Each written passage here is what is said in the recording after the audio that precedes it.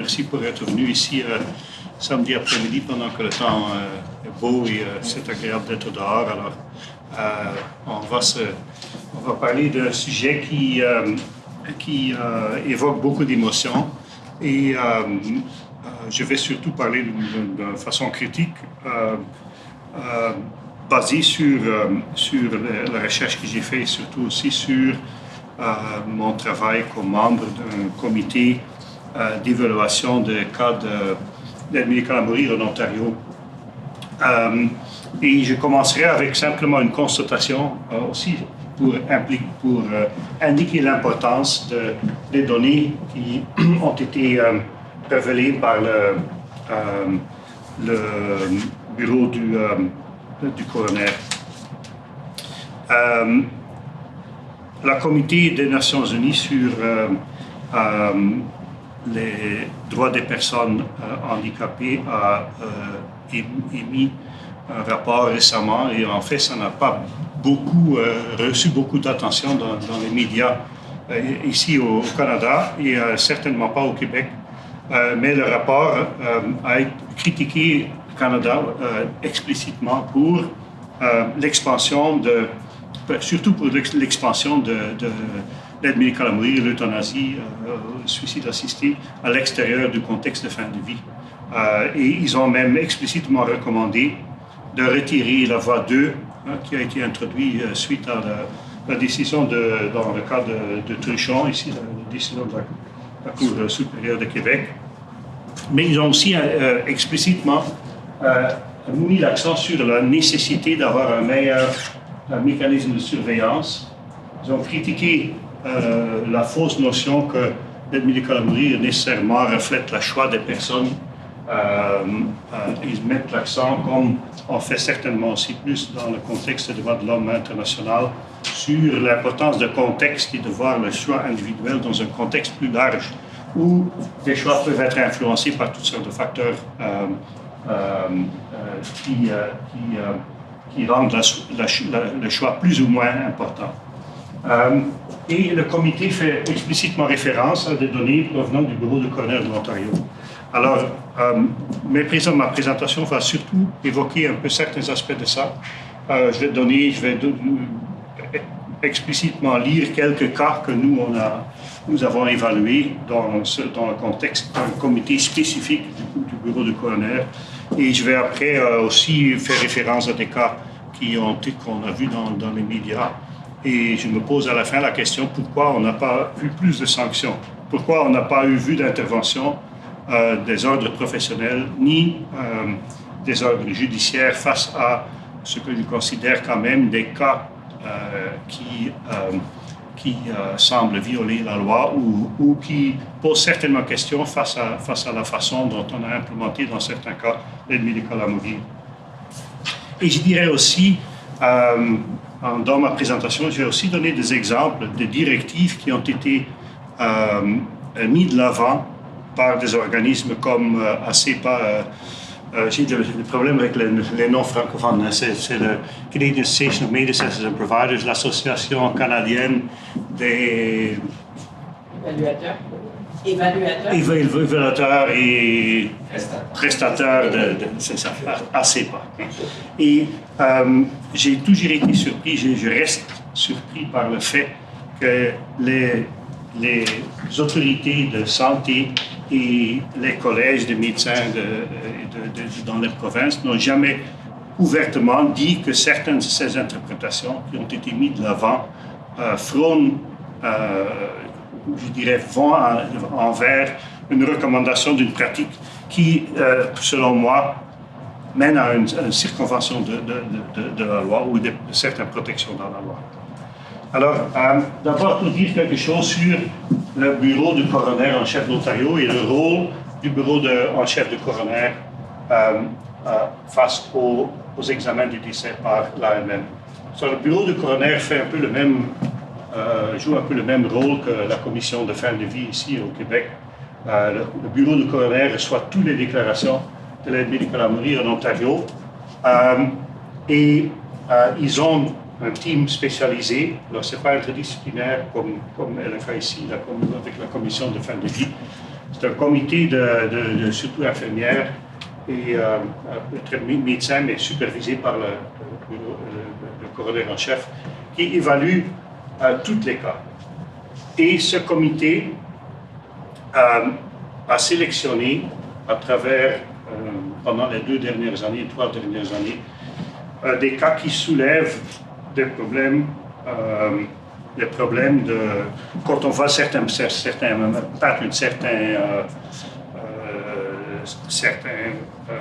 problèmes qui reviennent régulièrement. Bon, certaines choses qui semblent poser question face à la pratique de l'aide médicale à mourir en Ontario. Et selon des thèmes, on discute alors au comité interdisciplinaire d'examen des décès par l'AMM, dont je fais partie, ces dossiers. On regarde les dossiers en général, on évalue les dossiers, on a des discussions dans un comité interdisciplinaire de à peu près 16 membres, incluant aussi certains membres du bureau du coroner qui sont présents, incluant aussi le coroner en chef.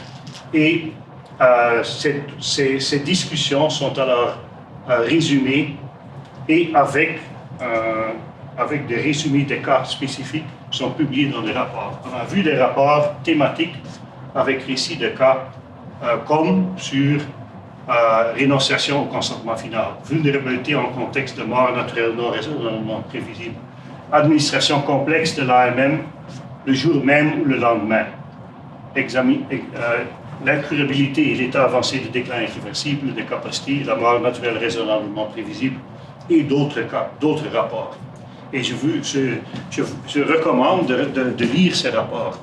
Les rapports sont intéressants parce que les discussions sont résumées, les discussions que nous avons eues sur ces comités sur des thèmes ont été résumées dans le rapport et on voit des désaccords. Les discussions sont résumées anonymement, mais vous allez comprendre que quand je parle de vous, de certains problèmes, quand vous lisez le rapport, vous pouvez, par exemple, dédier ou dans quelle catégorie de personnes je me situe quand on lit. Certains membres du comité avaient opinion X, d'autres membres étaient en désaccord. Alors c'est un peu, on peut dédier un peu qui est qui, mais ça reste anonyme. Alors, on essaie de refléter les opinions différentes sur les cas spécifiques de l'aide médicale à mourir selon les thèmes. Alors, je vais vous montrer certains des cas. Je vais parler un peu de ce que moi, je considère les leçons de tous les rapports. Et je vais lire ça après avec la question comment ça se fait quand on voit certains de ces cas qu'il n'y a jamais eu de poursuite professionnelle ou judiciaire. Même quand on sait que certains de ces cas, je ne sais pas lesquels, le bureau du coroner ne peut pas déclarer, même pas aux membres de notre comité, qu'est-ce qu'ils ont fait avec certains cas, mais on sait que le coroner en chef a envoyé certains dossiers à l'ordre des médecins pour investiguer et rien ne s'est passé. Oui. Y a-t-il un site web où on peut voir ça, c'est une bonne question. Je dois vérifier pour vous. Une des choses étranges dans ce contexte, c'était que le bureau du coroner, quand le bureau a publié ce rapport, l'idée initiale du bureau du coroner était ces rapports sont pour les stakeholders, les parties impliquées. Alors, ils étaient envoyés au ministère de la Santé, au gouvernement fédéral, à CEPA, à d'autres organisations qui sont impliquées dans la pratique. Mais il n'y avait pas de site web où tous ces rapports étaient publiés. Alors, c'est en fait individuellement des membres, parce que nous, certains d'entre nous, ont publié des analyses de ces rapports où on a fait des liens à ces rapports. Alors, à la fin, je vais mettre quelques publications où vous pouvez aller pour retrouver ces rapports. Je ne pense pas que le bureau de coroner a déjà développé un site web où tous les rapports sont disponibles, mais je peux vérifier pour vous. OK. Alors, ça, le contexte. qu'est-ce qu'on trouve dans ces rapports? Je ne vais pas reproduire des textes de discussion, c'est intéressant à lire, mais c'est intéressant de voir jusqu'à quel... Et moi, les résumés que j'ai ici sont des résumés de résumés. Mais j'ai essayé de donner quand même un peu un sens qu'il y a un peu plus de profondeur que 4 lignes. Et nous, on a vu en détail tout le dossier au complet. Alors, ça a été souvent beaucoup de travail d'aller à travers tous ces dossiers avant qu'on ait des réunions. Prenez un cas dans le rapport Complex Medical Conditions, alors, état de santé complexe, un homme de 50 ans atteint d'une maladie inflammatoire de l'intestin. Il avait des difficultés dans ses relations personnelles, était dépendant de sa famille pour son soutien. Il avait des antécédents de maladie mentale, d'épisodes antérieurs de suicidalité, ainsi que d'usage problématique d'alcool et d'opioïdes. Il reçoit de l'information sur l'ARM lors d'une consultation psychiatrique, soit déjà, selon moi, très surprenant. Bien que, et je cite ici le rapport, c'est traduit, bien que M. A ait été considéré comme ayant conservé sa capacité décisionnelle, sa consommation de substances n'a pas été explorée dans les évaluations d'AM et aucun traitement pour des abus de substances ne lui a été proposé. La famille a exprimé des inquiétudes, ça c'est la façon dont c'est résumé. Vous pouvez interpréter qu'est-ce que ça veut dire au sujet de la demande d'AMM. Et puis le cas, description de cas fini, le prestataire d'AMM a personnellement transporté M. A dans son véhicule vers un lieu externe pour l'administration de l'AMM.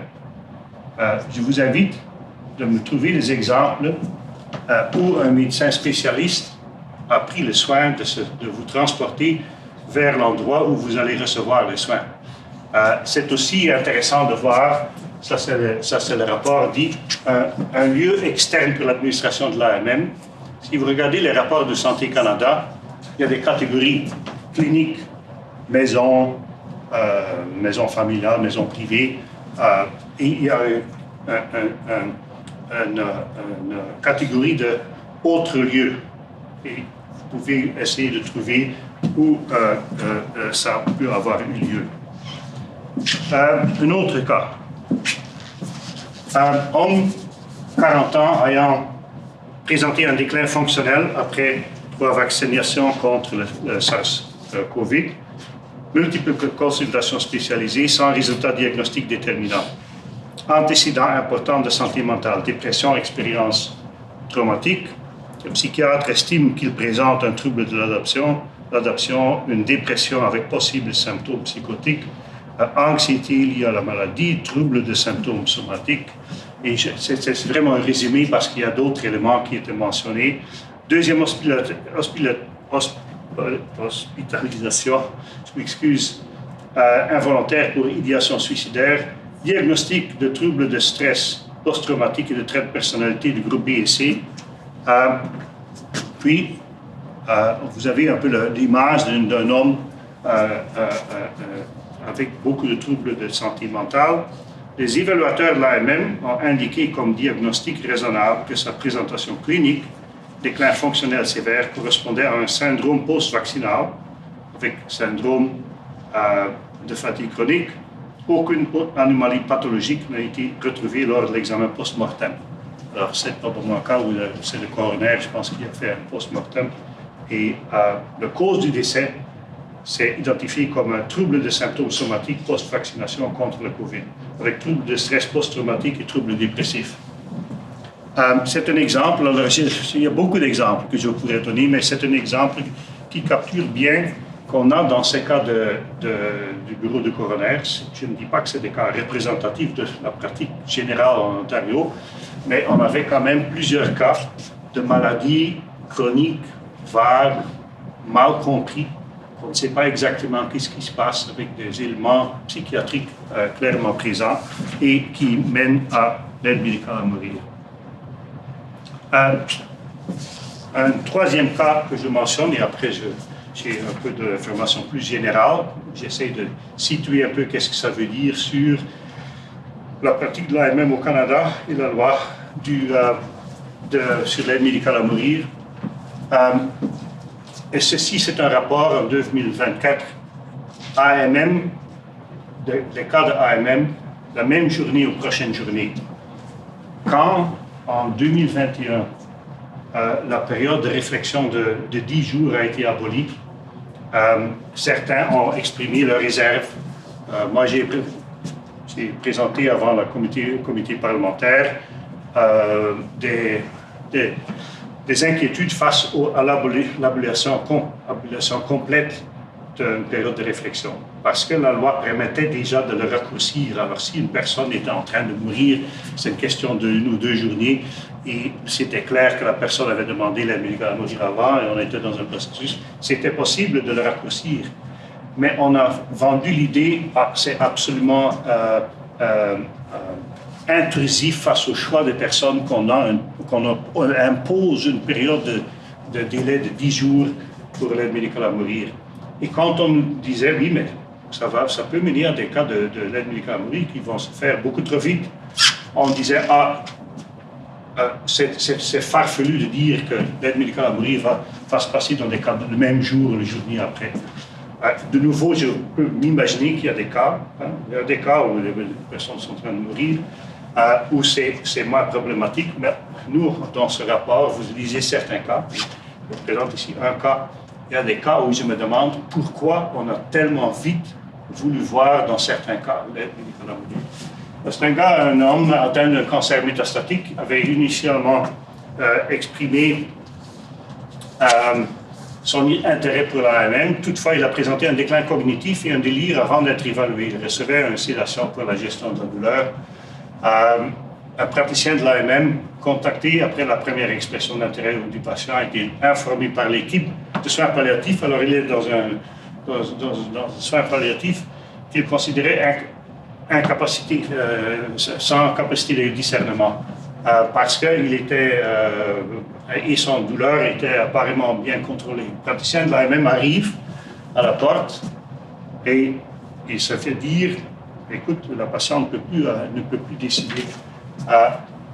Le praticien étant quand même entré dans la chambre, a vigoureusement réveillé le patient, lui a demandé dans son oreille, a crié, est-ce que vous souhaitez l'AMM?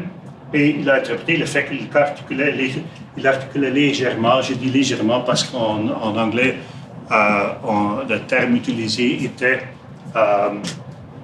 mouth. Il disait oui, comme une réponse affirmative. Il a ensuite retenu la sédation. Il a retenu la sédation qui rendait le patient confortable, constaté que le patient était plus alerte après 45 minutes. Deuxième évaluation s'est faite virtuellement et le consentement a été confirmé et on a administré l'aide médicale à mourir la journée même. Et dans ce cas-ci aussi, on se demande certainement pourquoi la vitesse avec laquelle c'est arrivé.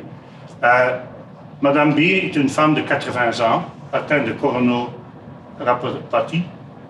Elle a dit à l'évaluateur de l'AMM, alors elle semble être, avec son mari, demander où on peut avoir une évaluation d'AMM. Le premier évaluateur lui parle et elle dit, moi je ne veux pas l'aide médicale à mourir. Je veux des soins palliatifs en raison de mes valeurs et croyances personnelles et religieuses. Le prestataire de soins palliatifs alors dit, OK, elle ne veut pas l'aide médicale à mourir, c'est ça qu'elle ne veut pas.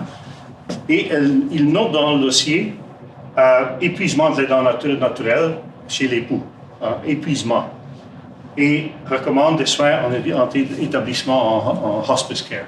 Alors il écrit, je recommande hospice care, il contacte un hospice, mais sa demande de placement est rejetée parce qu'elle ne représente pas des critères quant à être vraiment à la fin de vie, alors probablement parce qu'elle n'était pas un cas urgent.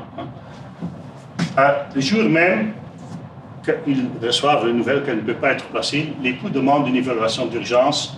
Deuxième évaluateur approuve la demande d'aide médicale à mourir. Le premier demande du temps. Alors le premier apprend elle a dit maintenant qu'elle veut l'aide médicale à mourir. Il dit est-ce que je peux reparler à cette femme? Parce qu'elle ne semblait pas vouloir l'aide médicale à mourir. Et le deuxième évaluateur dit non, on n'a pas le temps pour ça parce que c'est urgent. Il contacte un troisième évaluateur qui dit virtuellement, oui, je suis d'accord, on fait l'aide médicale à mourir. Virtuellement, on va dire par téléphone ou oui. Zoom ou... virtuel. Oui. Zoom ou téléphone. Alors ici, on a une situation, le hospice dit c'est pas une femme qui est en train de mourir. Oh, c'est pas urgent. Elle a refusé l'aide médicale à mourir. L'évaluateur premier dit je veux lui reparler. Et non, c'est trop vite, c'est trop urgent. Et l'aide médicale à mourir est administrée la journée même. Ça, ce sont certains des cas qu'on révèle dans ces rapports. Alors, c'est un peu difficile de faire des conclusions sur 3 cas, mais je vais vous mentionner quelques publications à la fin qui vont en plus de détails. Mais ce que je constate quand je regarde les rapports, en général, tous les rapports et d'autres cas qui ont été mis de l'avant dans les rapports, on constate ici, et ça c'est quelque chose dont je ne vais pas parler en détail, mais on constate que les décès d'AMM par la voie 2, il y a un rapport spécifiquement sur la vulnérabilité et la voie 2, que les décès d'AMM par la voie 2 touchent plus que ceux par la voie 1 des populations marginalisées avec une instabilité résidentielle, privation matérielle et dépendance. On peut avoir des discussions sur la fiabilité de ces données, mais c'est clair qu'il y a quand même une différence entre la population voie 2 ou voie 1. Je ne vais pas focuser sur ce débat plus, mais c'est une des conclusions qu'on tire de ces rapports. L'AMM est offert à des personnes avec des problèmes de santé mentale et abus de substances non traitées et des affections chroniques nouvelles et mal comprises. COVID, vaccine syndrome, COVID syndrome, il y a aussi un cas d'une personne qui a des troubles après COVID. L'AMM est parfois offerte sans évaluation par des spécialistes de maladies chroniques ou de santé mentale et addiction. Alors, on a des gens avec sérieux problèmes de santé mentale qui sont évalués sans évaluation psychiatrique sérieuse. Je vais vous parler pourquoi c'est possible dans notre système. On a des évaluations parfois minimalistes, bâclées, de la capacité du consentement éclairé. Certains de ces cas, comme vous pouvez essayer de me convaincre, mais quand quelqu'un dit qu'on a bien évalué la capacité d'une personne qui articule oui et il y a plusieurs cas en fait dans le rapport de personnes où on décrit que la personne a dit oui parce qu'elle a pris la main de l'évaluateur. On voit parfois des cas d'épuisement des proches aidants, manque d'accès de soins de qualité ou de soutien social peuvent influer sur les choix de l'AMM. On voit de l'administration parfois le jour même ou le lendemain, souvent concentrée géographiquement. Ça aussi, c'est une donnée intéressante en Ontario. Il y a comme des endroits où on voit beaucoup plus de cas de l'aide médicale à mourir le jour même ou le lendemain que dans d'autres. Alors, il semble qu'il y a certaines personnes qui trouvent ça plus facilement, qui sont plus flexibles face à cette pratique que d'autres dans d'autres centres. Comme par exemple, je pense que, si je me souviens bien, à Toronto, c'est moins courant. Et c'est dans la région de London, Ontario, il y a un certain endroit où on n'en va plus. On voit une interprétation excessivement large des critères d'admissibilité par certains prestataires. Alors, comment on peut expliquer ça? Je veux vous parler un peu des difficultés, selon moi, ou les dangers qu'on a par la façon dont on a légalisé l'aide médicale à mourir au Canada. Première chose, l'aide médicale à mourir n'est pas un dernier recours. On a introduit l'aide médicale à mourir suite à une décision de la Cour suprême et au Québec aussi après les débats parlementaires. Et on a aussi au Québec, quand on regarde les déclarations des ministres de la Santé et de la Justice au Québec, on disait que ça va être une pratique exceptionnelle dont on va avoir besoin peut-être en centaines de cas, quelques centaines de cas par année. Mais ce n'est pas un dernier recours. La loi explicitement, la loi fédérale, l'exemption dans la loi criminelle, dit explicitement qu'on n'a pas besoin de s'assurer que d'autres options médicales de support soient disponibles et épuisées.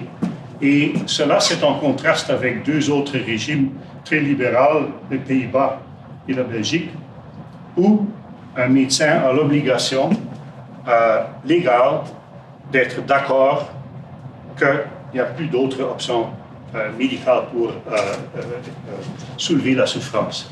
Est-ce qu'en théorie, ça fait une différence? Parfois, évidemment aussi dans ces pays, le patient a le droit de refuser des traitements. Et si, quand un patient refuse systématiquement un certain traitement, ça se peut que le mort devient, ou qu'il n'y a plus de thérapie possible parce que le patient a tellement refusé des thérapies qu'on ne voit plus d'autres options. Et il y a aussi une flexibilité d'interprétation chez certains médecins belges et hollandaises, mais en principe, au moins, les autorités médicaux et de santé peuvent dire vous avez une obligation de vérifier s'il y a d'autres obligations. Et vous avez l'obligation et certainement le droit comme médecin de dire, écoute, non, vous n'avez pas essayé toutes les options, il y a d'autres options disponibles, je ne donne pas l'aide médicale à mourir.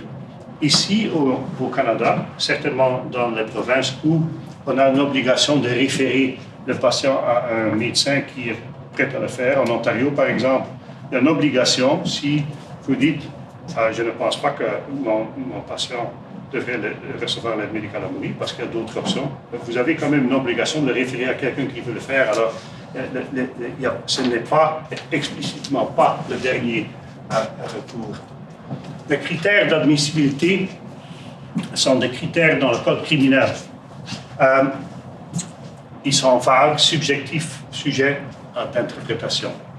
Et ce qui est intéressant, selon moi, et ça m'a pris du temps à comprendre, c'est qu'on a ici des critères dans la loi criminelle qui sont implémentés dans la pratique médecine et qui sont traités un peu comme si c'était des critères diagnostiques, mais il n'y a pas de base médicale claire sur qu'est-ce qui est la souffrance intolérable, qu'est-ce qui est un déclin avancé de la capacité.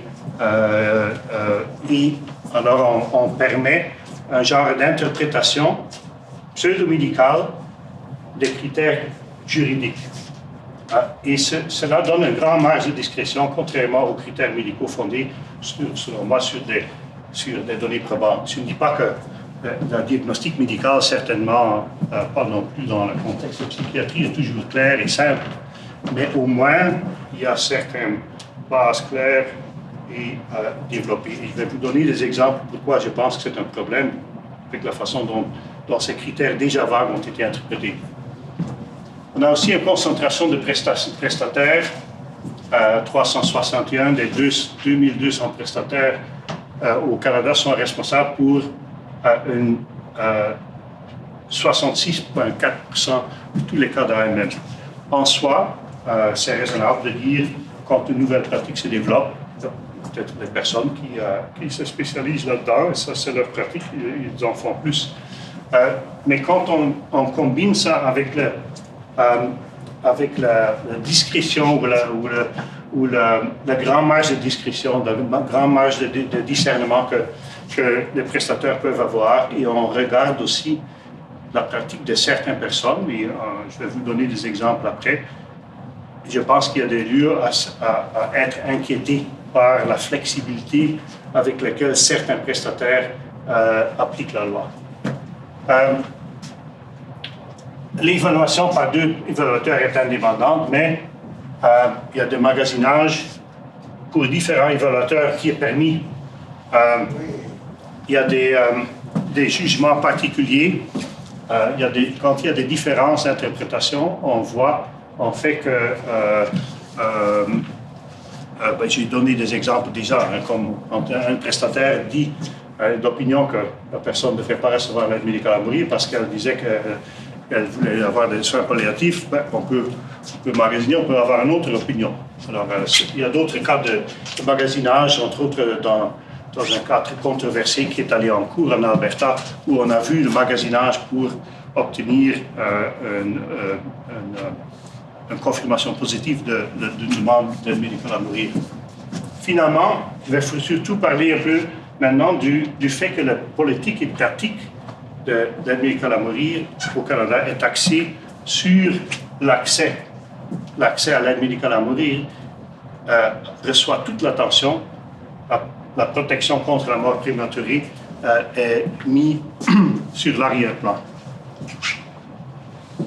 Je vous donne quelques exemples, parce que je veux donner quelques exemples qui, selon moi, expliquent aussi comment on peut avoir des cas comme ceux qu'on a vus et dont on a parlé sur le comité du bureau du coroner de l'Ontario.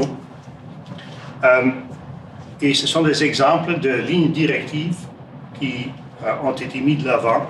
Dans ce cas-ci, par ACEPA, et ACEPA a été très actif à recevoir de l'argent du gouvernement fédéral pour développer des directives de pratique. Prenez la ligne directive sur la mort naturelle raisonnablement prévisible.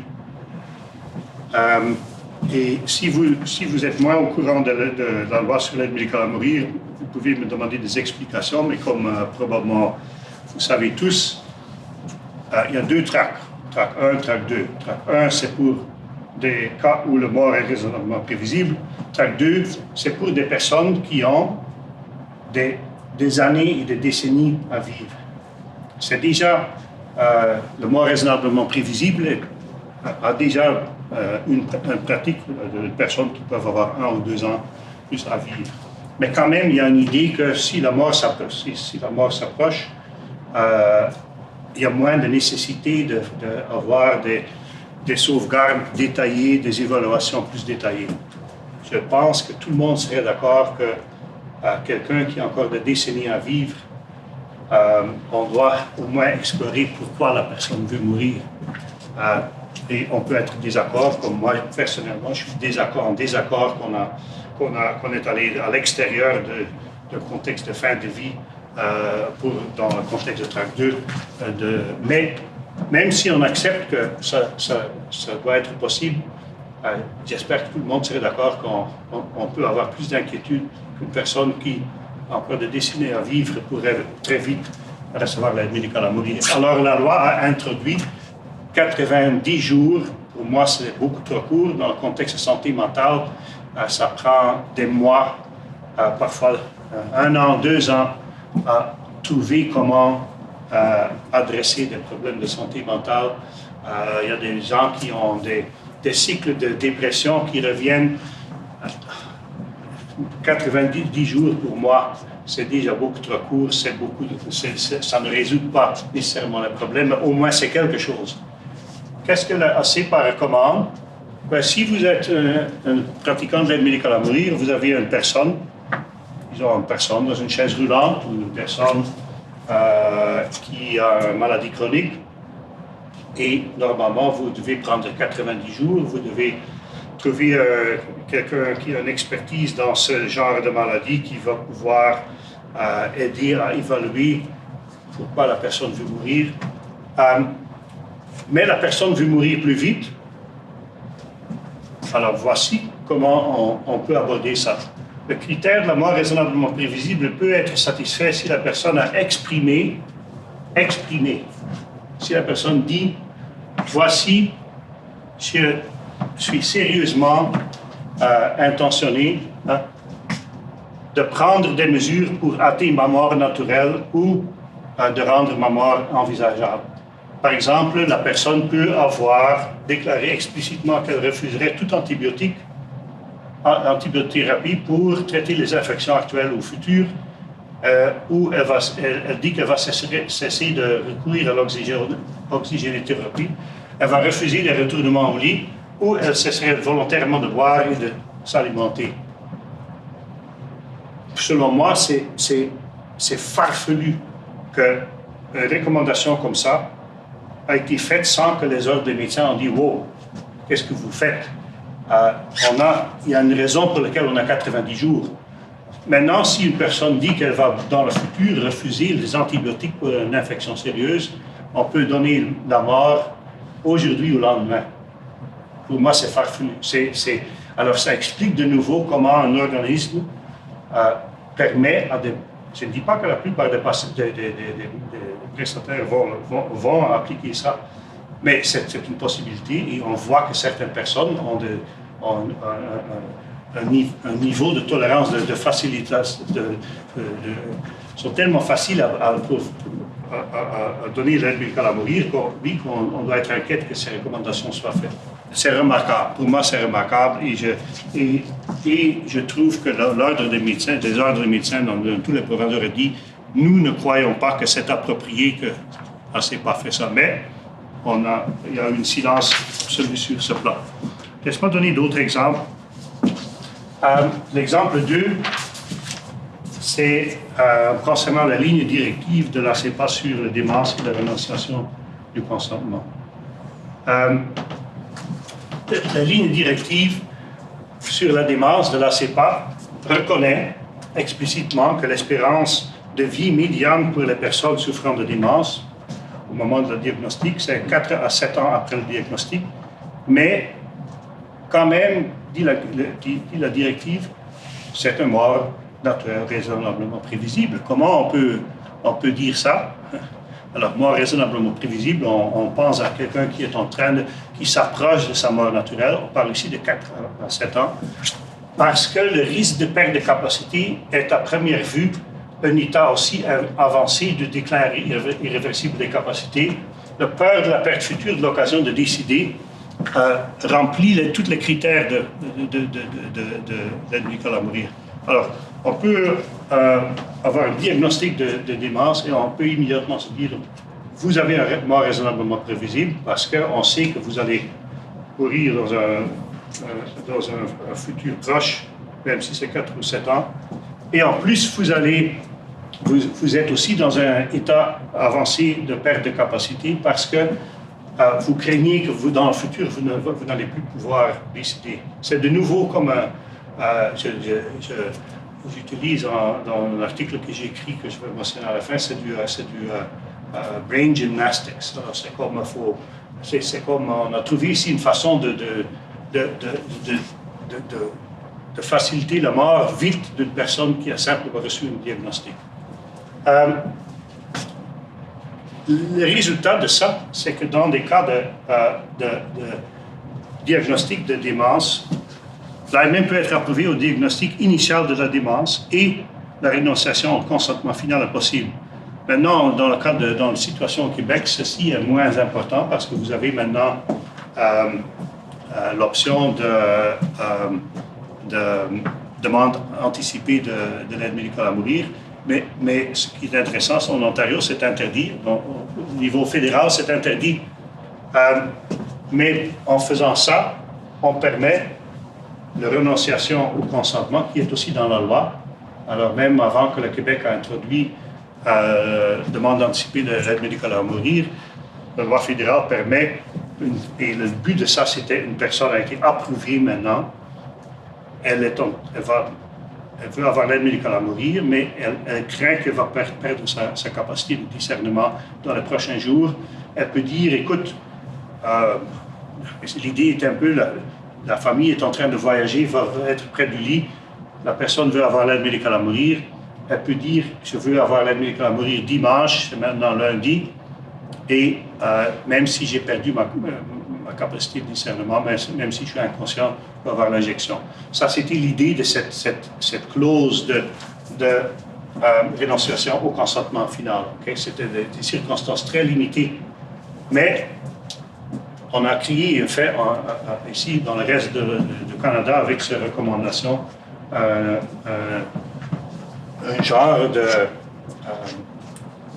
demande anticipée d'aide médicale à mourir. et l'administration le jour même possible. Ce qui est intéressant quand on regarde la pratique de l'aide médicale à mourir pour les démences en Ontario aussi, et de nouveau, pour moi, ça pose des questions sur comment on facilite, on met l'accent sur faciliter l'AMM plutôt, parce qu'on doit protéger les personnes, donner le temps, par exemple, avec quelqu'un avec un diagnostic de démence, de voir comment s'ajuster à la situation nouvelle, comment trouver de l'aide, comment trouver du sens dans sa situation. La plupart des 103 cas pour l'Ontario ont été approuvés selon la voie 1 à titre de mort raisonnablement prévisible, une minorité selon la voie 2. Alors de nouveau, prenez en compte diagnostic démence, on vit jusqu'à 4 ou 7 ans, mais la plupart des cas qui ont été approuvés dans la période que le rapport a investigué ont été approuvés selon la voie 1. Pour moi, ça crée un impasse, une question. Si tous ces cas étaient vraiment des cas de mort raisonnablement prévisible, quand on repense à la démence, quand la mort s'approche, il y a normalement beaucoup plus de questions de capacité de discernement d'une personne qui a une démence. C'est beaucoup plus probable que la personne ne comprend plus exactement qu'est-ce qui se passe. Quand on regarde la pratique aux Pays-Bas, c'est le seul pays qui permet, avant le Québec, qui permettait des personnes avec démence de dire que dans le futur, ils veulent avoir l'aide médicale à mourir. Alors, on voit beaucoup de cas intéressants où il y a une perte graduelle de capacité de discernement. En tout cas, vous êtes probablement familier aussi avec la situation des personnes qui ont une démence avancée. Il y a une perte de capacité qui vient à un certain moment. Mais ils sont tous quand même capables de dire qu'ils veulent avoir l'aide médicale à mourir. Mais la réalité, c'est que simplement, c'est que l'aide médicale à mourir pour les personnes avec démence a été interprétée tellement largement que beaucoup de ces gens sont selon la plupart des gens, seraient des cas de tract 2. Une autre chose que je dirais ici dans ce contexte de ces cas, alors on voit dans ces rapports où une personne dit la personne est approuvée pour l'aide médicale à mourir et elle dit je veux avoir l'aide médicale à mourir dans 3 ans, 3 ans et demi. Est-ce que c'est de la souffrance intolérable?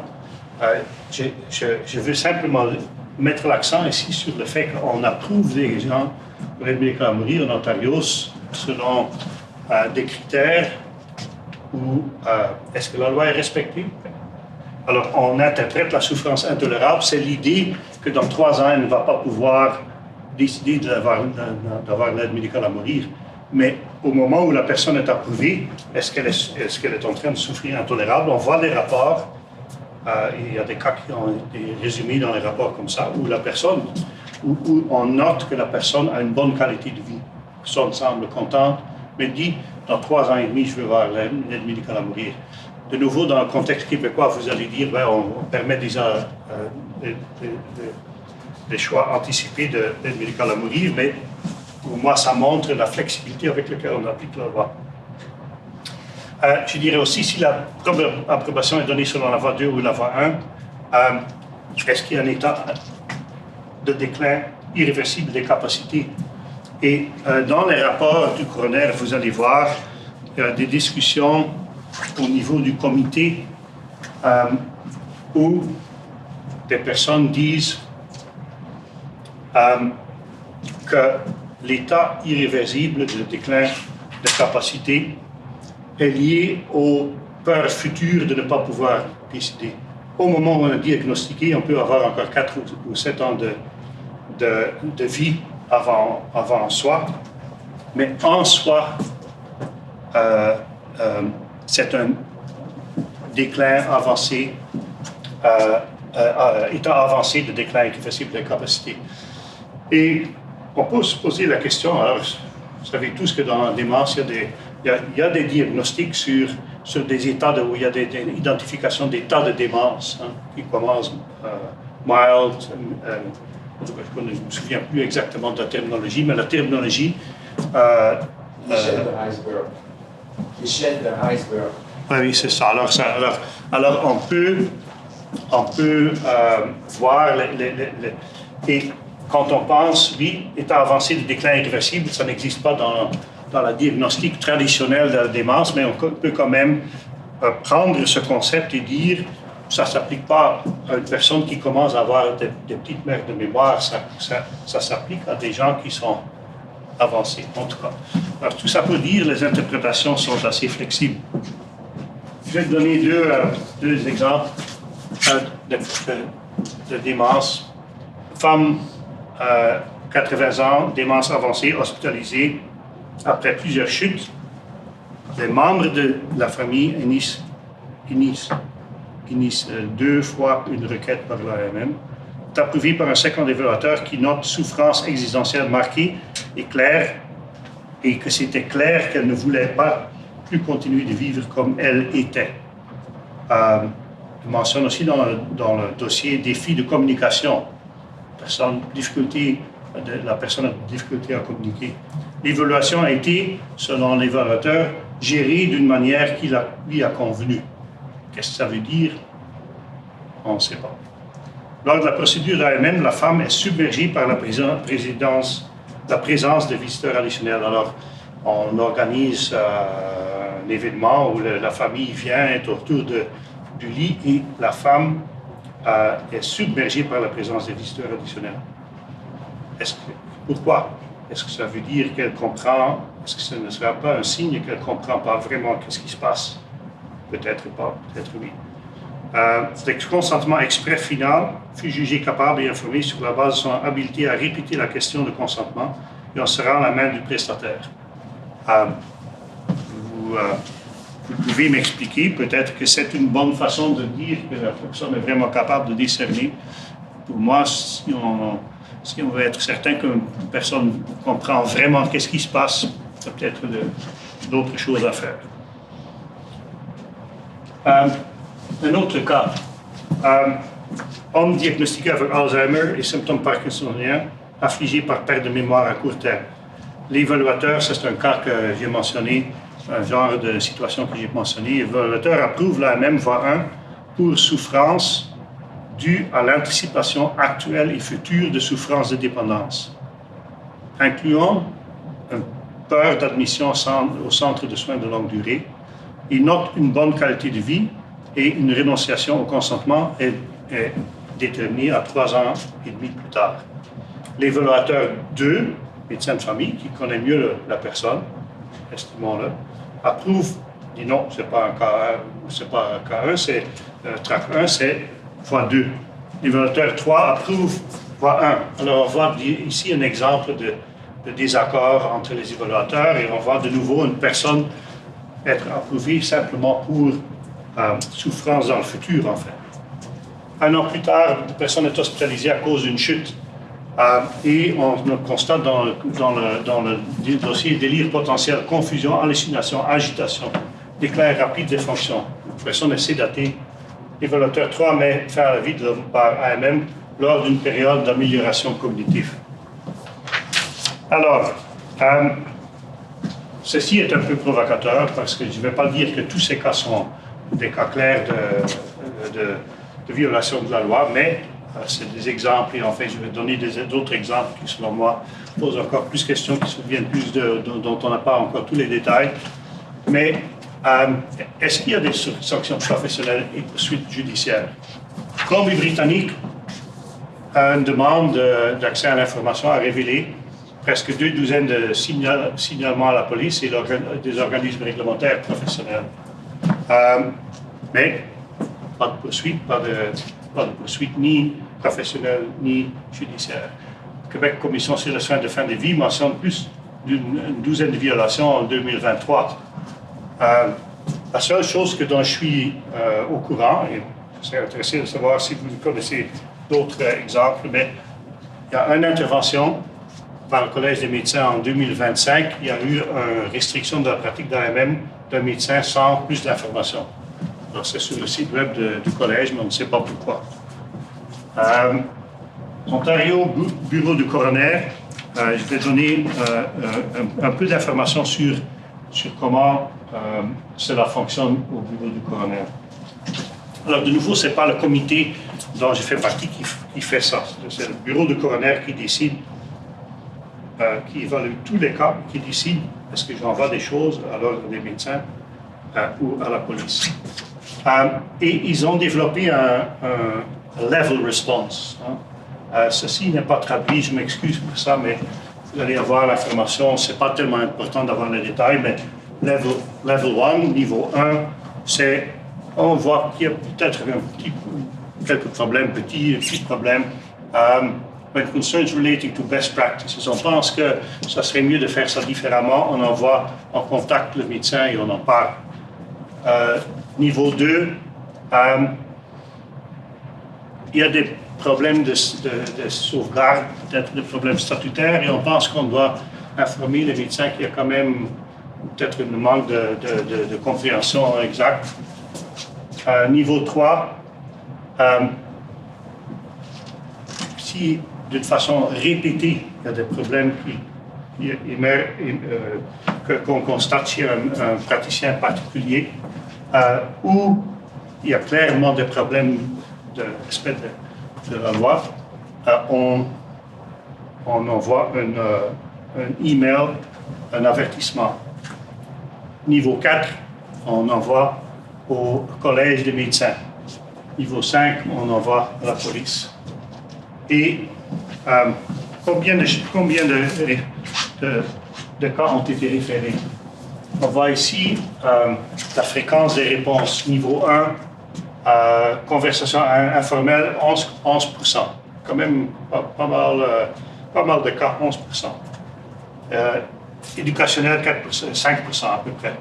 Notice email, de nouveau, ça c'est déjà des cas où on constate qu'il y a une violation de certaines règles, 6,4%. Seulement 0,3% sont envoyés au collège des médecins et aucun rapport à la police. Le coroner ne nous dit pas, même dans les cas dont on a parlé, c'est pour ça que je dis, il y a des cas dont j'ai parlé qui sont peut-être moins graves, plus graves. On ne sait pas quel cas le coroner a envoyé au collège. Mais il n'y a aucune investigation qui a mené à ce moment à des actions disciplinaires. Et en soi, on peut se poser la question, la pratique d'AMM, c'est une exemption à code criminel. Et il y a quand même ici 6,4% de cas où il y a clairement un problème. Est-ce qu'on ne devrait pas systématiquement envoyer ça et laisser les collèges décider est-ce qu'on doit aller de l'avant ou pas? Alors le coroner, simplement par le nombre de cas qu'il reçoit, a décidé non, on va filtrer ça et on envoie certains cas au collège. J'ai mentionné déjà qu'il y a des inquiétudes aussi par les rapports aux médias. Il faut faire attention avec ça parce que ce sont des cas qui n'ont pas été évalués en détail par les autorités judiciaires ni par les professions. En fait, oui, certaines plaintes ont été évaluées probablement par l'ordre des médecins, comme par exemple de Colombie-Britannique. Mais on voit ici deux cas dont je dirais simplement comment il se peut qu'il n'y ait pas, notre système permet ce pratique et qu'il n'y a pas plus d'investigation détaillée. Un cas impliquait un homme de 52 ans avec douleur chronique qui avait opté pour des soins pour traiter son douleur au dos. Mais c'est un homme qui a de la bipolarité, alors qui, dans le passé, a déjà avait des problèmes psychiatriques. Il avait explicitement opté pour des réhabilitations, pour des soins. Mais maintenant, il est hospitalisé involontairement, comme il a été dans le passé déjà hospitalisé, traité aussi pour son maladie psychiatrique, parce qu'il est suicidaire. Et un jour, il reçoit de l'hôpital St. Paul's à Vancouver une permission de la journée pour sortir, parce que probablement que le médecin pensait qu'il allait mieux. La famille n'était pas informée. Il va directement à Dr. Wiebe et la prochaine chose que la famille sait, il est mort. Il a reçu l'aide médicale à mourir. Clairement, un cas où on peut supposer que c'est sa santé mentale qui l'a amené à demander l'aide médicale à mourir. Il l'a reçu. Le cas de Keanu Vafein aussi, c'est un cas intéressant et ça m'a surpris. Je ne lis pas chaque jour les journaux québécois, mais je vérifie quand même parfois, et selon des collègues aussi, ce cas n'a pas été rapporté dans la presse québécoise, mais a eu beaucoup d'attention dans la presse en anglais. Keanu Vafein est un homme de 26 ans qui avait diabète, qui avait perte de vision d'un œil et, selon sa mère, souvent dépression pendant l'hiver. Écoute, c'est un jeune homme, sa participation dans la vie sociale était quand même affectée certainement par sa maladie. Cet homme avait été approuvé en 2022, je pense, par Dr. Joshua Tepper à Toronto. Et sa mère avait découvert par un courriel sur son ordinateur qu'il avait un rendez-vous quelques journées plus tard ou une semaine plus tard avec Dr. Joshua Tepper qui allait l'injecter.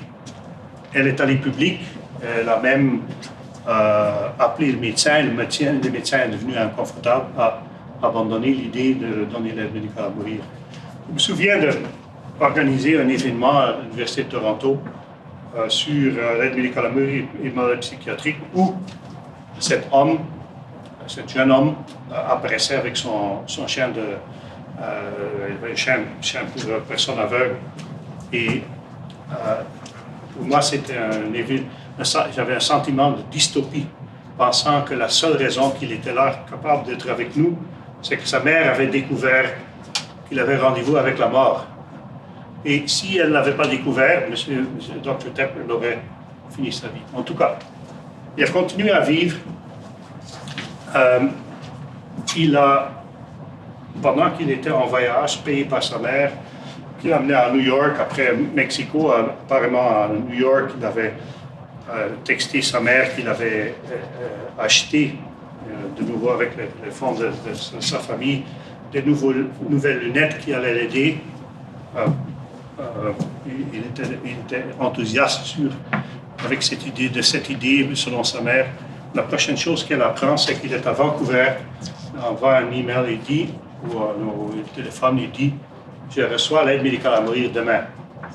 Finalement, ça a été quelques journées plus tard, mais elle dans des entrevues qu'elle a données après, elle disait « Écoute, je pensais qu'il me provoquait. Je ne pouvais pas m'imaginer qu'il allait faire ça, ou qu'il allait... Parce qu'il a aussi, pendant quelques temps, on and off, il avait quand même, parfois, il s'était parfois informé pour l'aide médicale à mourir en Ontario. Mais alors, c'est un homme qui a été rejeté en Ontario, qui a quand même plusieurs années encore à vivre. Il va à Vancouver, n'est pas un résident de Vancouver, de la Colombie-Britannique, et de nouveau, Dr. Wiebe, lui, a fini sa vie. Comment ça se peut? Moi, je dirais comment ça se peut qu'il y a quand même des cas, de nouveau, je ne connais pas tous les détails, je dois être prudent de dire, mais où je me dis, il me semble qu'il y a des cas qui sont problématiques. Et alors maintenant, avec le dernier slide, je veux poser la question, est-ce qu'on a une loi qui permettrait, si on croit vraiment qu'il y a eu un crime, si c'est vraiment inapproprié, comment la personne est morte, est-ce qu'on peut poursuivre des médecins? Comment on pourrait fonctionner dans ce contexte? Et je dirais qu'il y a des défis avec le système qu'on a. Les parties impliquées font leur propre déclaration de conformité. C'est une limite inhérente au système. Au moins, on a la déclaration. Les gens qui vont défendre le système vont le dire. Il y a beaucoup de pratiques de la médecine avant, en fin de vie, où on n'avait pas de déclaration. Au moins, maintenant, les médecins font des déclarations, les infirmiers font des déclarations. Mais on détermine qu'est-ce qu'on écrit dans le dossier. Okay? Il y a une absence de surveillance indépendante signifie que les violations sont probablement sous-déclarées. Et ça peut être présenté d'une certaine façon qu'on présente mieux la situation que c'était. La personne potentiellement la plus lésée est décédée. Dans d'autres cas de poursuite judiciaire pour une négligence médicale, c'est souvent la personne qui va aller de l'avant, qui va dire, écoute, ça c'est arrivé à moi, on a un témoignage, on peut vérifier le consentement, on peut interviewer les personnes. La famille peut être impliquée. Alors la famille, oui, peut tenter de se poursuivre, mais peut aussi être épuisée, se sentir impuissante, peut vouloir tourner la page, peut-être un sentiment de culpabilité aussi. On est allé de l'avant avec la demande d'aide médicale à mourir. On voit parfois des situations comme ça de difficultés de la famille aux Pays-Bas et en Belgique aussi, où la famille se sent, on est allé de l'avant, on va maintenant tourner la page. Il y a des défis inhérents du litige traditionnel contre les médecins et les institutions qui s'ajoutent à ça. Coût de procédure judiciaire, limite de compensation au Canada, surtout quand il s'agit de personnes qui sont âgées, sans emploi, isolées. Et il y a le rôle de l'Association canadienne de protection médicale. Je dis toujours à mes étudiants, essayez, si vous pensez que vous êtes lésé dans le contexte médical, et comme j'enseigne dans ce domaine, souvent je reçois des demandes de personnes qui demandent un conseil pour un médecin, pour un avocat qui peut leur aider à une poursuite judiciaire. Et parfois, quand ils m'expliquent les cas en détail, moi je ne suis pas praticien de droit, alors je leur envoie à des avocats, je dis, vous en parlez avec eux. Parfois, quand je dis ouf, quand j'entends l'histoire, je dis oui, ça c'est probablement, il y a probablement une base ici de poursuite judiciaire. Souvent, les avocats vont dire oui, mais si vous gagnez, ça va vous coûter une fortune. Alors, il n'y a pas beaucoup de raisons pour vous de poursuivre devant les cours. Base de poursuite criminelle a aussi un aspect très complexe dans ce contexte. Les critères vagues donnent du pouvoir de discernement très large dans notre système. Et j'ai déjà mis l'emphase là-dessus. Et le fardeau de preuve pour poursuite criminelle est que la crime doit être hors de tout doute raisonnable, un fardeau très élevé pour pouvoir avoir des poursuites aux criminels. Sanctions professionnelles, je dirais très vite, l'efficacité du système de poursuite par l'ordre des médecins est souvent questionnée. Je vois simplement peu d'initiatives de la profession concernant les directives qui, selon moi, sont farfelues. Il me semble qu'il y a un manque de volonté de vraiment diriger les standards par les ordres déjà. Alors, est-ce qu'il y a une volonté de poursuivre? Je vois des références au collège et ça mène à rien. Il y a une volonté explicite de vouloir protéger la pratique, il me semble, d'AMM et l'accès à l'AMM comme un droit. Et je citerai ici comme exemple un peu provocateur dans le contexte du Québec. On a un article dans lequel on cite ça. Cet exemple, en 2023, vous savez probablement que le président de la Commission des soins de vie rappelait les médecins qu'il est essentiel de respecter les exigences législatives. Ça me semble d'être évident. La personne doit avoir une maladie grave et incurable, capacité de souffrance intolérable.